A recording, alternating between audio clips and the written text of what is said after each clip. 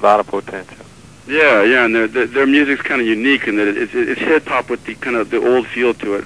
Right, exactly. Old funky feel. Right. Let's see. The questions here asked about Prince, who we've already covered. Are you interested, or had you been interested in working with any other names other than Prince? What sort of musicians had, say, come up but you didn't actually have a chance to work with? Yeah, there was a lot of guys I would have loved to work with. I would have loved to have gotten together just to see what would have happened with me and George Clinton. Because of us being so diverse to each other. Yeah, yeah. Which would have been, you know, he had the funk band, I had the other band. Wasn't he actually a little bit critical of you guys in the early days? I don't think so. They might have tried to make something out of it, but no, I mean, George was cool, you know.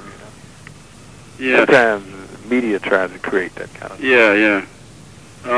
He is a guy who's gotten a lot of help from Prince. Prince has tried to sort of resurrect his career, I guess, put him on the label there. But then again, he's had vindication through the hip-hoppers who have been sampling his music to death. Oh, yeah, exactly. Were you a fan of his stuff at the time? In the 70s? Yeah, I was a fan of his stuff.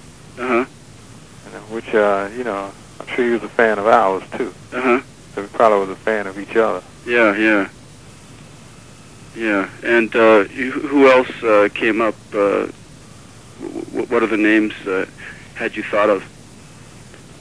Well, I would have liked to have worked at one time with Aretha.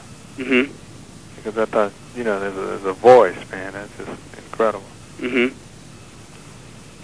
How about, say, the younger guys? What do you think of younger guys like Jam and Lewis? Jam and Lewis? Yeah. Jam and Lewis? I think they're great. I think they're great as songwriters and producers. I think they're good, you know. They created a sound for themselves and got themselves out there. I think they're great. I never had any kind of aspirations to work with them. Yeah. But I thought what they did as a whole, I think is wonderful. I pretty much would have liked to work with Babyface. And in L.A. only because I prefer their type of song. Is that right? I was going to mention them, but I thought it would sound so off the wall that you might even laugh. Why does their style suit you better? I don't know. It's just something in the emotion of the music. Emotion is just the way they write. Yeah. Yeah. They're good, great songwriters. Do you see those guys as the main forces in black music now? No, I sure don't. I see the kids as the main force.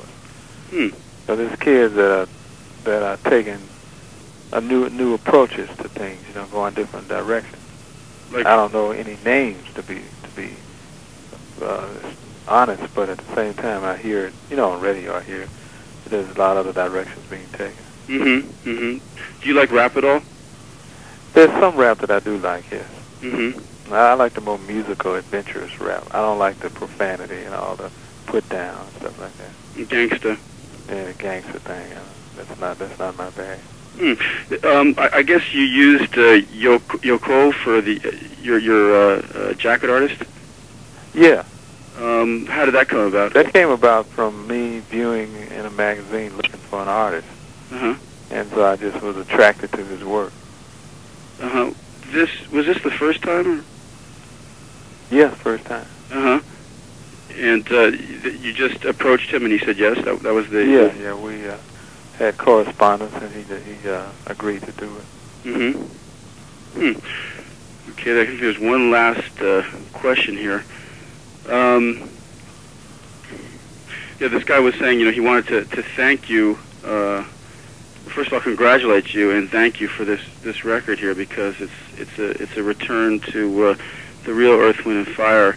And he says he wants to ask you whether you think this could be an equally long interval before the next album comes out.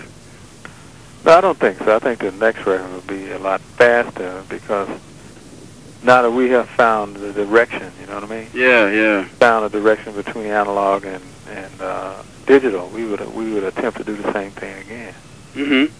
You're never really out of touch with. It's hard for me to be out of touch with Earth, Wind, and Fire sound because primarily I'm the sound, you know. Mm-hmm. So it's kind of hard. So it's just a matter of being in touch with yourself. You know? Mm-hmm. I know it sounds kind of crass, and it's, I guess, sort of a worst-case scenario. But if, say, the record doesn't work out as to your commercial expectations, could you see this direction being changed once again?